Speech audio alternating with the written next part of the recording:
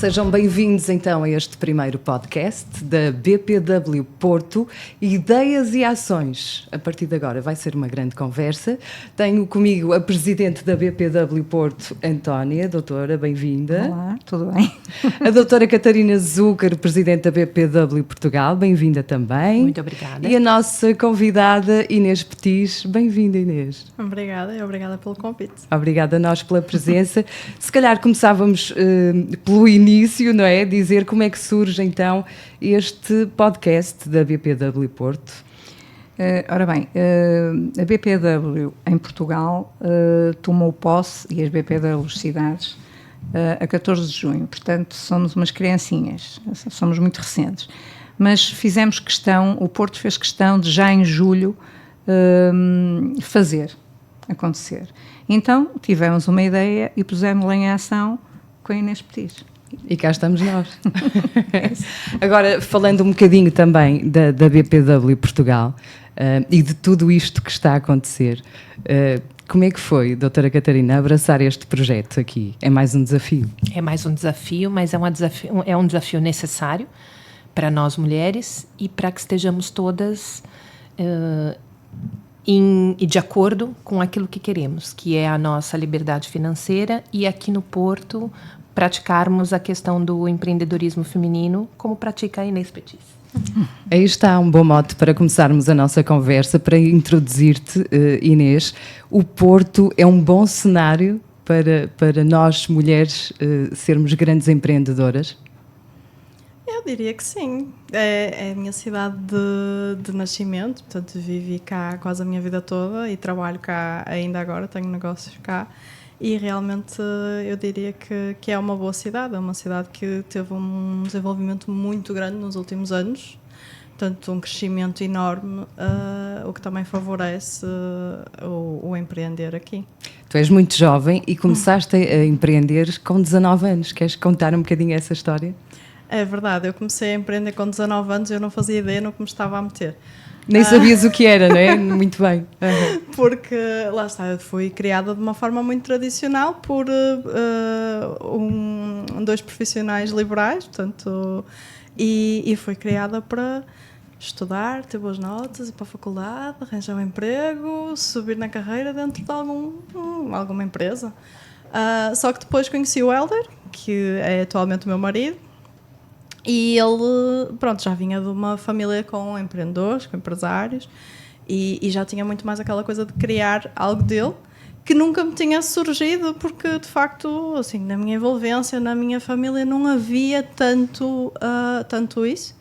E pronto, posta essa hipótese na mesa, realmente eu achei muito interessante o poder ter a liberdade de criar algo meu, ou nosso, no caso. E por isso realmente fomos experimentando e dando com a cabeça na parede até finalmente. A questão é mesmo essa, nem sempre corre bem à primeira, não é? Mas o importante é não desistir, não é? Sim, e no caso, lá está, nós começámos com 19 anos sem fazer muita ideia do que estávamos a fazer. Mas tinham alguma rede de apoio ou eram mesmo só vocês os dois? Assim, quando começámos com 19 anos, nós começámos a fazer uma empresa de serviços de design gráfico e web design. E aí a nossa rede de apoio era no sentido em que nós trabalhávamos no escritório dos pais do Hélder. Portanto, não tínhamos que pagar por nenhum espaço, não tínhamos rede de apoio, era no sentido de nos darem qualquer tipo de orientação a nível de negócios, porque curiosamente, apesar deles terem a empresa e de nós vermos como a empresa funciona e tudo mais, era uma empresa um pouco mais tradicional também e que eu acho que, sei lá, deve ter surgido também por acaso, como muita gente começa uma empresa, então não houve nenhum tipo de ensino, nenhum tipo de orientação de, olha, faz antes assim, faz antes assado e também... Eu tinha 19 anos, portanto eu achava que sabia Podias tudo, não é? Né? Portanto, nesse sentido, não tivemos. É aqui que entra a rede de apoio, não é? Exatamente. É a grande diferença e foi dessa sua dor que surgiu o seu negócio. Sim. Agora, não é? Para que essas outras pessoas não passem pelo que você passou. Exatamente, sim.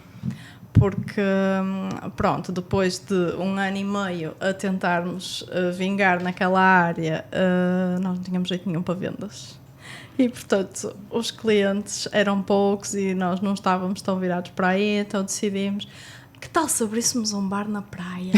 Tipo aquela ideia que não lembra a ninguém, mas que nos lembrou a nós, porque nós íamos muito para aquela zona, havia várias lojas disponíveis e havia fila nos bares que lá estavam.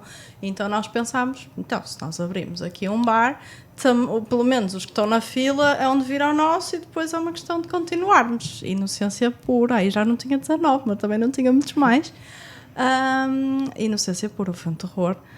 E foi aí, exatamente, essa foi a maior dor, porque a outra ainda era uma brincadeira, a outra nós não perdemos nada. Aí já houve investimento, aí não é? Houve muito investimento próprio e perdemos-lo. E, portanto, mas a gravidade maior para mim nessa altura foi, nós, aí como era uma coisa mais a sério, implicava investimento, nós tentámos buscar apoio. E então, naquela época, não se falava muito como agora, pelo menos na minha bolha, não existia muito a questão de mentoria de empreendedorismo, não se falava de empreendedorismo, não se falava de nada. Então, o que é que se procurava, pelo menos na minha realidade, quando se queria começar um negócio, havia apoios, pelo menos de banco. Acho que ainda não havia tanto, ou não era tão comum falar-se dos apoios agora de Portugal 2020 e aquelas coisas, mas pelo menos dos bancos. E então nós contratámos pessoas para fazer um projeto para o banco, não é? Portanto, fugiu. Um plano de negócio. Isso. Um plano de negócios todo detalhadinho e tudo para o banco aprovar.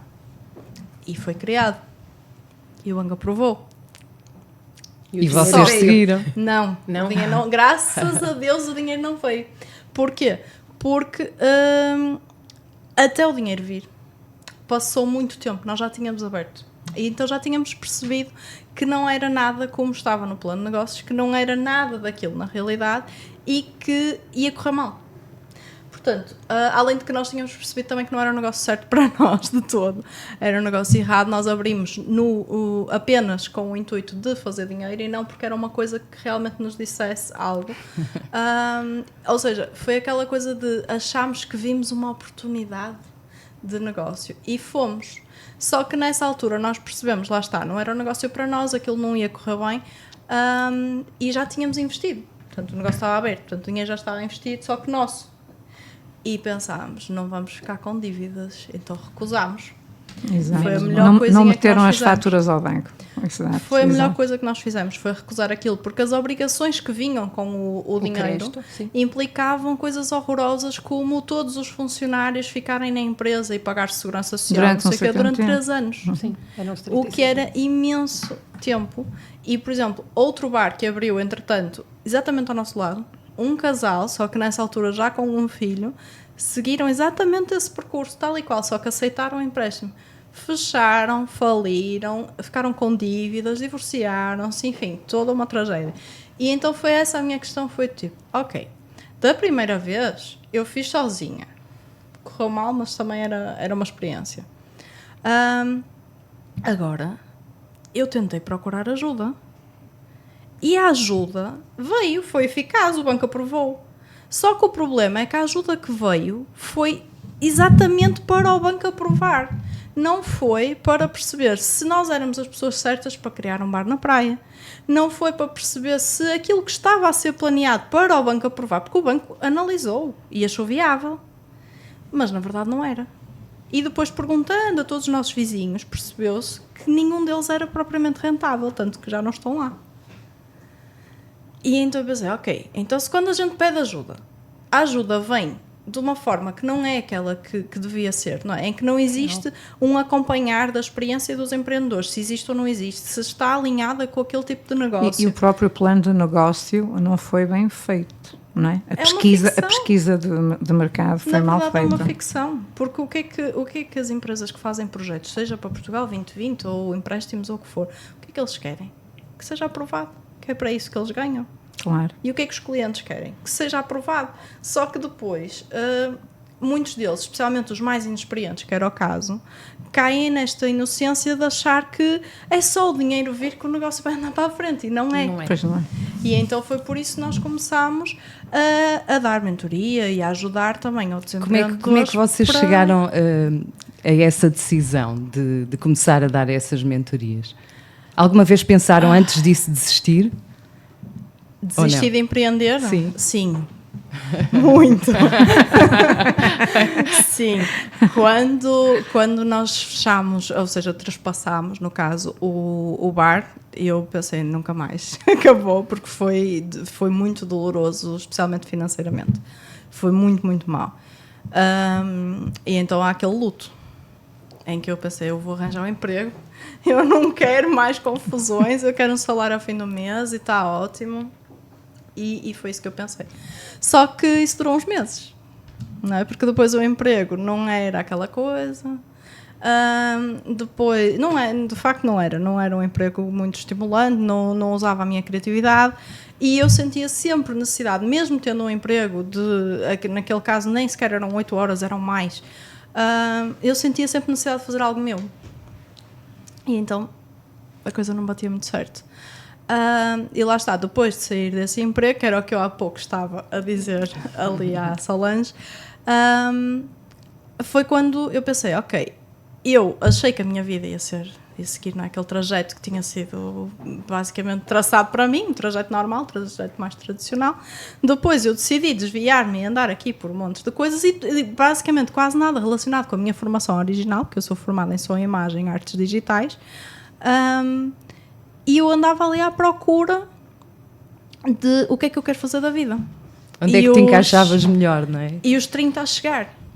E era muito estranho para mim, não é? Porque quando a gente somos mais novos e nos imaginamos com 30, a nossa imagem do que é ter 30 anos inclui ter uma carreira, não é? Inclui ter ali alguma coisa. A vida resolvida, praticamente. O que é uma ilusão, não é? Porque sem dúvida. É perfeitamente possível fazer isso em idades completamente diferentes. Eu dizia sempre, eu estou muito feliz de ter a parte da minha vida pessoal muito bem resolvida, não é? Porque estava com o Helder desde os 19 anos, estamos juntos até hoje, etc.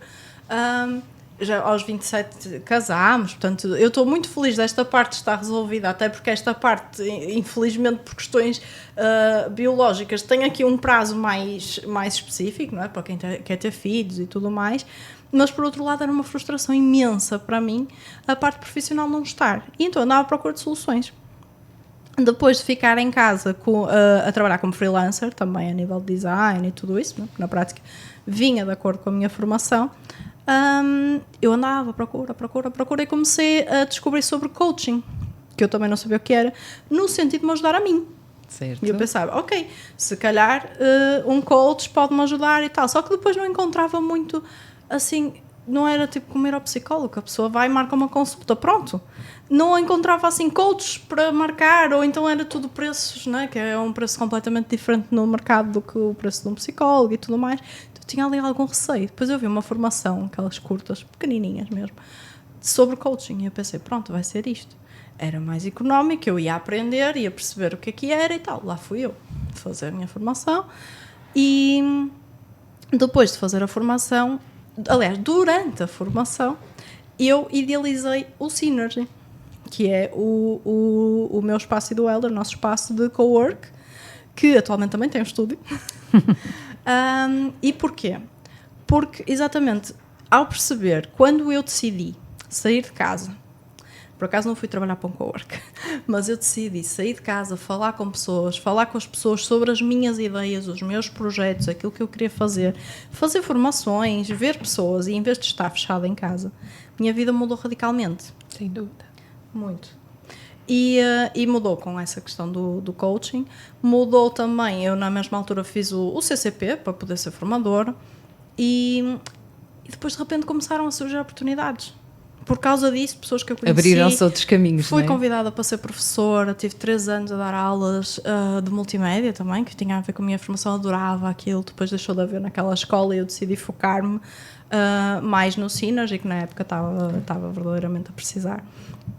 E E pronto, o Synergy surgiu neste sentido de vamos criar um espaço e um ambiente que seja propício a que as pessoas partilhem as suas ideias, a que as pessoas saiam de casa e venham para aqui trabalhar, em vez de estarem sozinhas ali sem feedback, em que se possa pedir para o lado, olha, dá-me aqui uma ajuda, dá-me aqui uma opinião, mesmo que a gente trabalhe em áreas completamente diferentes, que é o caso.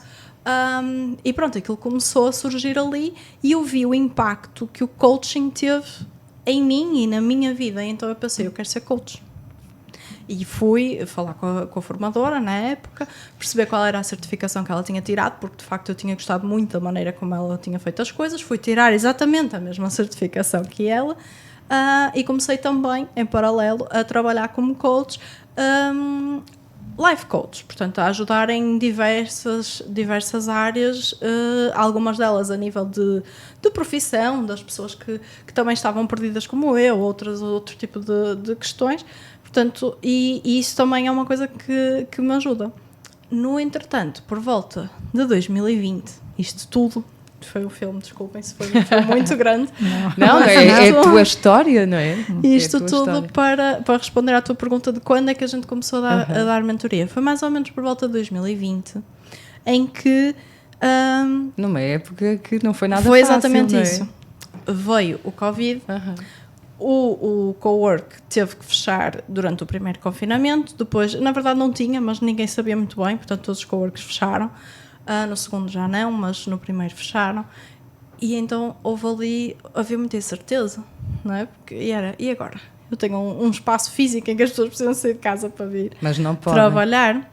E portanto eu pensei, nós precisamos de fazer alguma outra coisa, e como já era uma coisa que me interessava, eu comecei nas redes sociais a falar sobre criar negócios, sobre empreendedorismo, sobre estas questões todas que para nós foram tão difíceis, no sentido de ajudar outras pessoas para que elas não tivessem que passar por estas dores.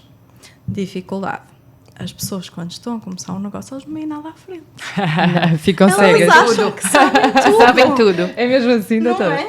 Mas isso é em qualquer idade. Elas Qualquer estão idade. entusiasmadas e mesmo que tenham zero experiência, elas acham que sabem tudo. Então é um mercado extraordinariamente difícil de entrar, porque nós queremos ajudar as pessoas, mas as pessoas acham que não precisam de ajuda. Okay. Mas pronto, a gente foi batalhando, depois quando foi possível começámos a fazer eventos também dedicados aos empreendedores. Mas aí entrou a tua experiência e o teu conhecimento de coach, para os Também. conseguires acompanhar, porque eles não veem nada à frente, mas são capazes de gostar de ter uma pessoa ao lado a dizer, mas explica-me lá e tal, o que é que vais fazer, o que é que queres fazer, e vais acompanhando e levando onde a pessoa deve ir, não é? É o teu papel de coach. Sim, e lá está, porque ao contrário de muito do que há no mercado, que é este acompanhamento muito mais no sentido de obter financiamentos e tudo mais, o nosso acompanhamento é muito mais em que a pessoa cria um negócio que esteja alinhado com ela, que não faça como nós, que quase nem íamos a bares e fomos abrir um bar na praia. Mas isso é muito importante. Não sabemos fazer um mojito, não é? não faz sentido. E infelizmente, parece comédia, mas infelizmente eu já vi muitas pessoas a quererem fazer a mesma coisa. E muitas que tentam. E muitas vão também pelo que está na moda. Muitas Também. pessoas estão a fazer isto, deixa-me lá fazer também e tentar Certo. isto. É isso. Quantas barbearias agora temos aí? Muitas, Aquelas, não é? Quantas lavanderias também tivemos? Só service, não é? Também Foi aí uma época que foi mesmo um boom Sim. disso, não é? Primeiro era um cabeleireiro em cada esquina, agora uma barbearia. Uma barbearia, em cada esquina. exatamente. E então, qual é o objetivo da tua academia? Então, o objetivo é precisamente ajudar as pessoas a terem uma vida mais alinhada com aquilo que elas querem. Ou seja, nós vimos num processo também de transformação, à medida que eu também vou aprendendo mais e vou me conhecendo melhor e vou entendendo melhor. E eu sempre disse que empreender efetivamente não é para toda a gente, nem toda a gente tem esse perfil. Mas ainda assim, isso não significa que nós devemos contentar-nos com uma vida a fazer coisas que não gostamos, só para pagar as contas. Eu ia tocar aí nesse ponto, já que falaste que lá atrás, provavelmente os teus pais, os familiares, queriam que tivesse provavelmente aquilo que eles fizeram, não é? Seguir aquilo tudo direitinho. Qual foi a reação deles e se tiveste o apoio deles? Pois, aí o meu pai morreu quando eu tinha 17, portanto já não havia. A minha mãe morreu quando eu tinha 27, portanto também não foi assim, e estava doente antes, portanto não foi um grande apoio. Mas quando abri o bar, ela disse: não digas ao teu avô. Foi.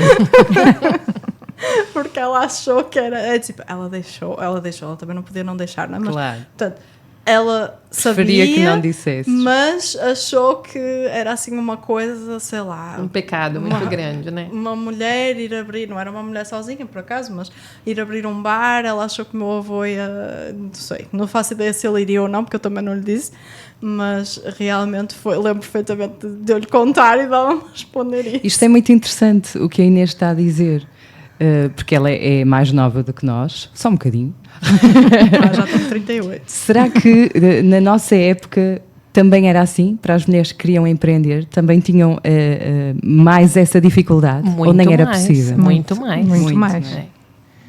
E aqui aí é que está. Nós temos duas realidades, né? A realidade de Portugal e a realidade de Brasil. 1974, 1984 era quase que humanamente impossível aqui uma mulher à frente de qualquer negócio.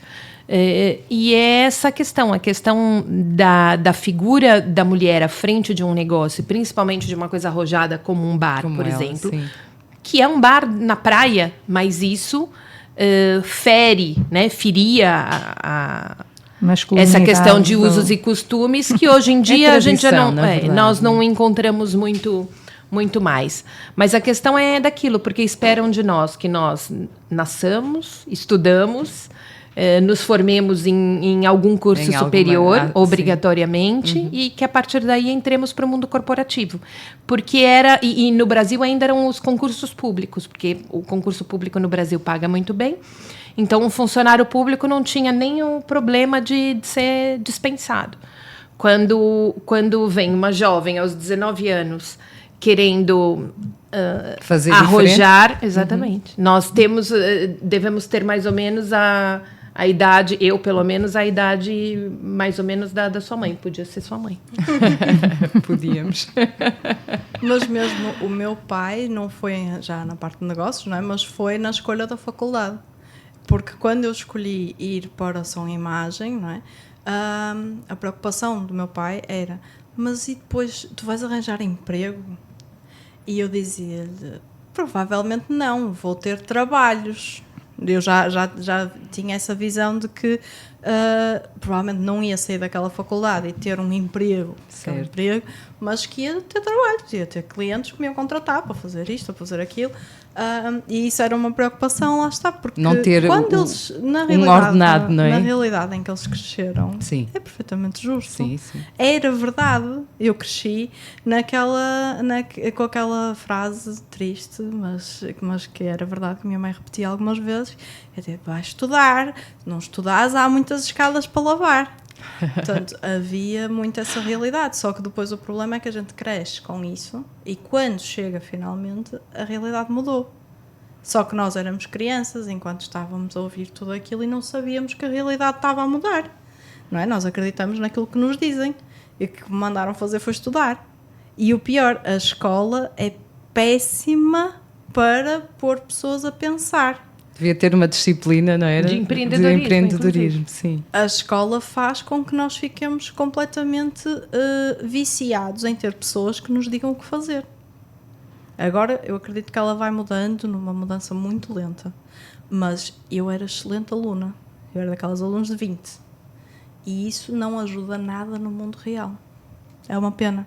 Mas é verdade, talvez ajude para quem realmente entra no mundo corporativo, acredito que eventualmente ajude ter ali um chefe, não é? Porque no mundo real, se nós somos empreendedores, nós não temos pessoas para nos dizer: olha, faz isto. Nós não temos testes para avaliar aquilo que nós estamos a fazer. Não há pressão, não é? Não há aquela pressão. Não há pressão, nem há o resultado. Não é? Porque eu lembro perfeitamente de fazer os testes e depois nós ficávamos todos: professor, quando é que vai entregar as notas? Professor, quando é que vai entregar as notas? Porque havia aquele resultado rápido.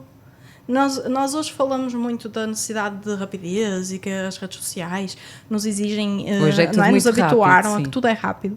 Mas eu acho que a escola ainda nos vicia mais nisso, pelo menos para bons alunos, no caso, não sei a realidade de outros, mas no meu caso, o facto de nós fazemos um esforço, estudamos, fazemos um teste, e se aqui temos um resultado numa semana, isso não existe na vida real.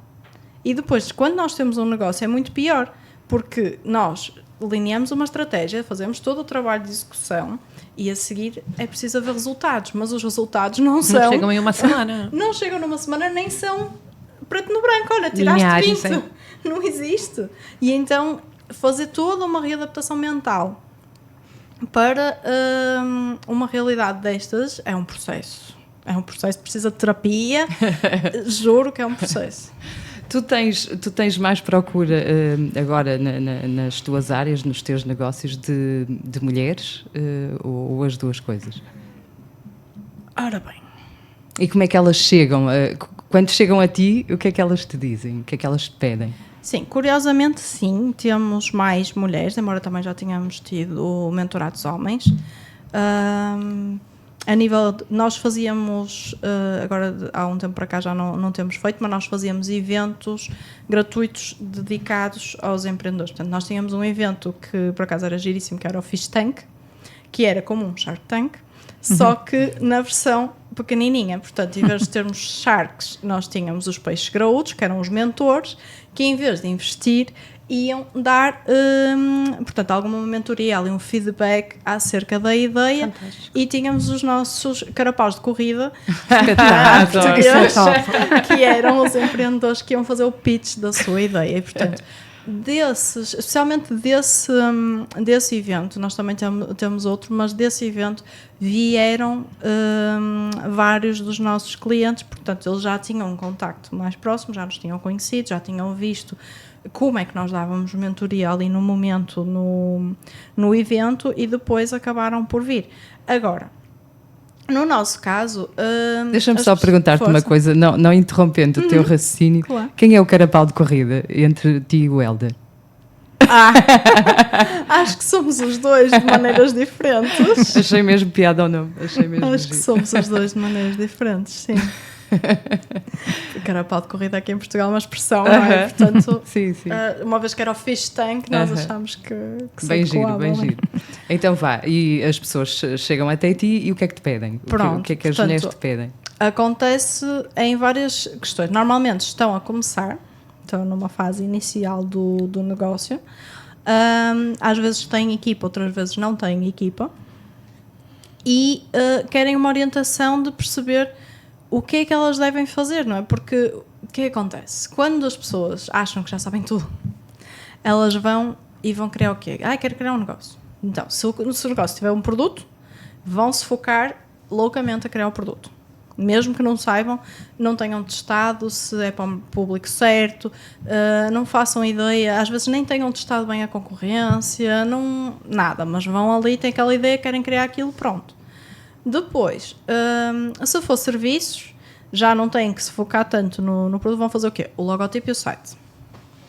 E depois continuam com o mesmo problema. Como é que nós fazemos um logotipo e um site se nós não temos a certeza de quem são os nossos clientes, de o que é que os nossos clientes procuram, de como é que nós vamos comunicar com eles? Portanto, o que nós ajudamos é exatamente, são pessoas que já perceberam, ou já bateram com a cabeça na parede, ou já perceberam que aquilo não está a correr assim tão bem e então querem uma orientação para perceber, ok, então eu tenho esta ideia, como é que eu transformo isto num negócio viável? O que acontece muitas vezes no processo é que se percebe que a ideia não era viável, o que gera frustração, mas eu prefiro uma frustração, eu pelo menos prefiro uma frustração ter tentado do que não é? Tentou, mas não investiu um monte de dinheiro e de tempo e a seguir reformulou e continuou a tentar, mas numa coisa melhor, do que a frustração de quem gastou milhares e milhares e milhares a abrir um bar na praia para perceber que não era a coisa certa, que não estava a pensar no negócio da maneira certa e que a seguir ficou sem nada. E é exatamente por isso que nós queremos dar este apoio. E os nossos clientes, às vezes, lá está, pode ser um processo frustrante, às vezes é preciso gerir expectativas, que as pessoas querem ir a correr muito, mas depois esquecem-se de fazer o trabalho de casa. E nós estamos ali para, olha... Lembrar, não é? Faz isto, deves fazer aquilo. E depois, lá está, começam a testar, começam a colocar os produtos ou os serviços à venda, começam a ter um feedback. Nem sempre lembras-te assim rapidamente de algum exemplo de sucesso que já tenha acontecido contigo? De sucesso? Sim. É assim, eu acho que o sucesso se mede de diversas formas. Sim. Para mim é sucesso quando elas percebem, já me chegou uma vez 3 pessoas que queriam abrir um negócio em conjunto. Depois que durou 3 sessões de mentoria e elas já nem eram amigas. Portanto, imagina se elas iam abrir um negócio, que elas queriam abrir um franchising, que iam ficar com aquilo na mão, com o filho ao colo. Com aquilo tudo. Portanto, isso para mim é um sucesso estrondoso. Porque, na verdade, elas estavam iludidas ali com uma situação e com uma relação que se tinha criado pelo facto de as 3 serem imigrantes e terem vindo precisamente do Brasil para Portugal, porque os maridos tinham mudado para cá, porque tinham um emprego e elas estavam em casa sem fazer nada e ali não sei o quê, vamos abrir um franchise. E pronto. Então, isso para mim é um sucesso absolutamente estrondoso. E agora cada uma segue noutras áreas e nós tentámos ajudá-las a entender mais ou menos o que é que poderia fazer mais sentido. Depois temos uma marca de produtos. Espera aí, fugiu. Esta marca fugiu-me porque esta marca já sofreu várias transformações. Ok, lembrei. Em que a empreendedora ela começou por querer fazer babetes. E depois percebeu que, porque as que existiam no mercado não satisfaziam a necessidade que ela tinha, ela achava que era uma coisa que estava mal explorada, etc. E depois, durante todo o percurso, o que é que ela percebeu? É uma coisa que está mal explorada porque, efetivamente, não é rentável fazer mais do que aquilo que já existe, porque é uma coisa que as pessoas consideram como uma coisa utilitária. Então, não valorizam ao ponto de investir o valor necessário para aquilo que ela queria. Então, excelente. Vamos trocar, e ela foi enverdando e descobrindo o negócio por outros lados, até que neste momento ela agora mudou-se, está em França. Portanto, quando ela deixou de ser nossa mentorada, ela estava a criar um casaco específico que tinha uns patches que eles conseguiam contar histórias com os patches, era giríssimo, e ela estava no processo de desenvolver esse produto. Agora nos últimos meses confesso que não tenho acompanhado, acredito que o produto já esteja à venda ou esteja iminente, por acaso é muito giro. Esse é também um caso que eu considero que seja de sucesso. Depois temos, lá está, vários casos, muitos, em que acontece das pessoas perceberem que não é por ali. Ou às vezes das pessoas entenderem que não é tão fácil como lhes parece. Porque o sucesso não vem de um dia para o outro. E então as pessoas acham... O sucesso vem do trabalho também, não é? Também, claro. E demora, porque dependendo do negócio, há negócios que até podem ter ali uma rentabilidade mais rápida, mas há outros que as coisas demoram, é preciso construí-los.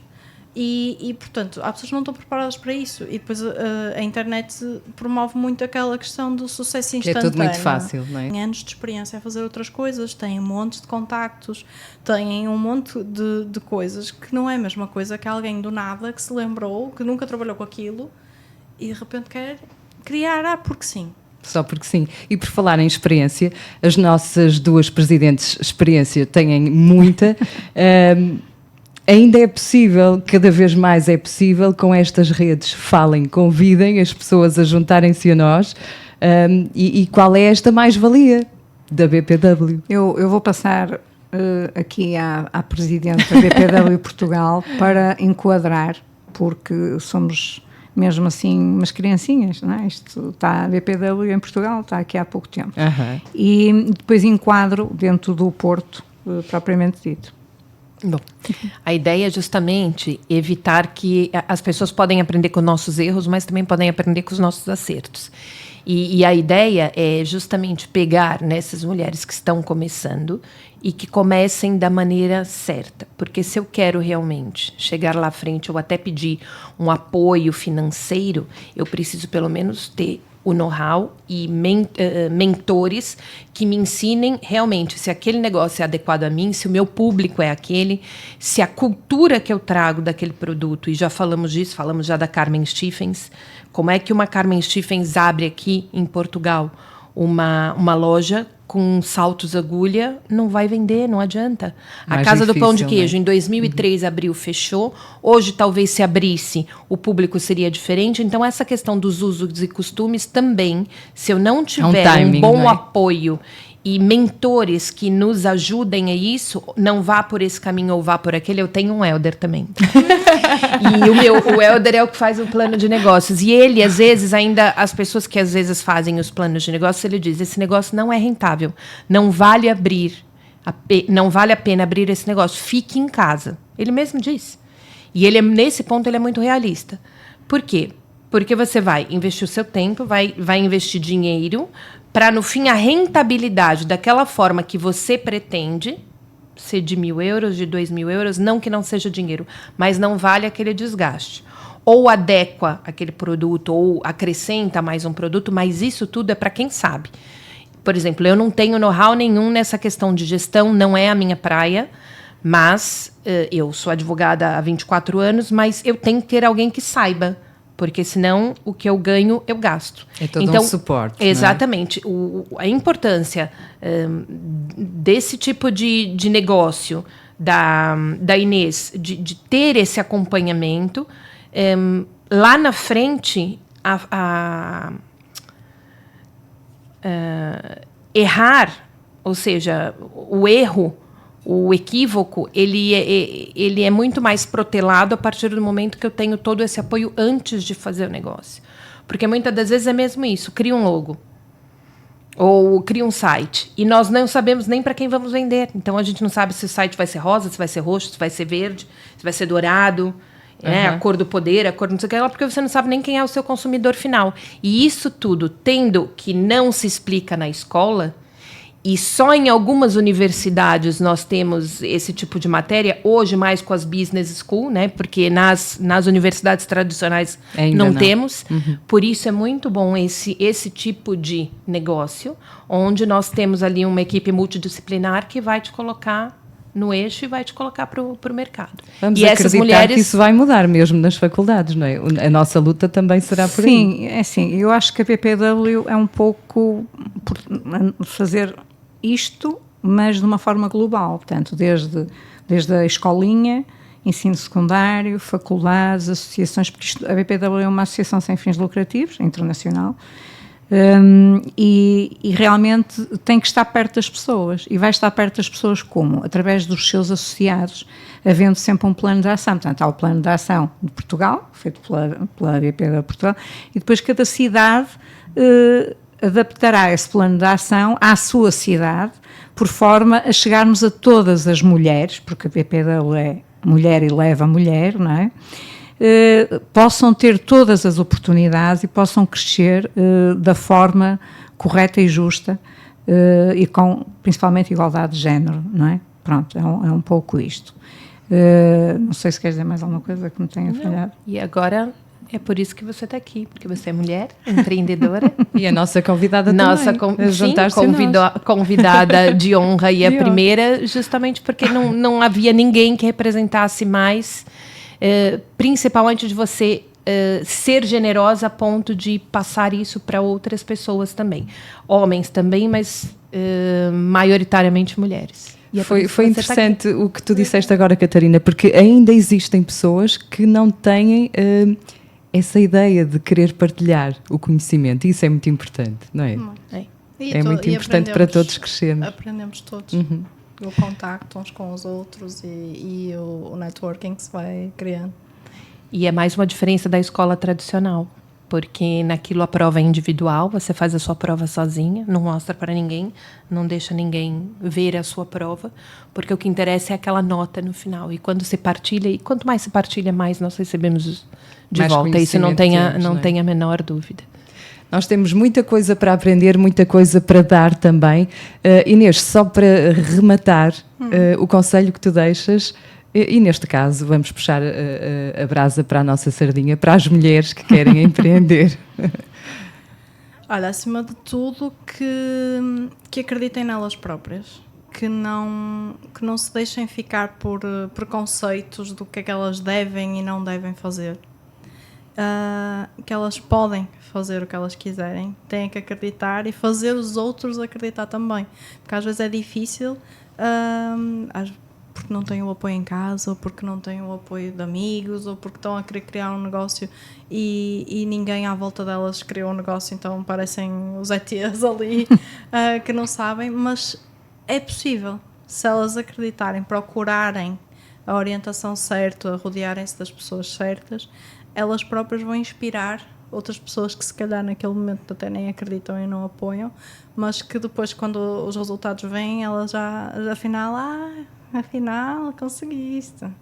Então eu acho que sim, acreditar naquilo que elas querem, procurar desenvolverem-se pessoalmente e procurarem orientação. Obrigada, Inês, pela tua bela história. Obrigada às duas. Podemos avançar já o próximo convidado, levantar a ponta do véu ou não? O tema, sim. O tema. Então vamos a isso. O tema, sim. De que forma é que o Porto contribui para... De que forma é que o turismo no Porto contribui para o desenvolvimento dos negócios? Será o próximo tema da segunda edição, que será 31 de agosto. O convidado será uma surpresa. Também não vamos aqui mostrar tudo, não é? E, entretanto, contem também com um evento nosso em agosto. Estejam atentos, que vão naturalmente gostar de participar. Obrigada, doutora Catarina, presidente da BPW Portugal, doutora Antónia, presidente da BPW Obrigada. Porto. Foi um gosto estar aqui. Ideias e ações. Nós voltamos.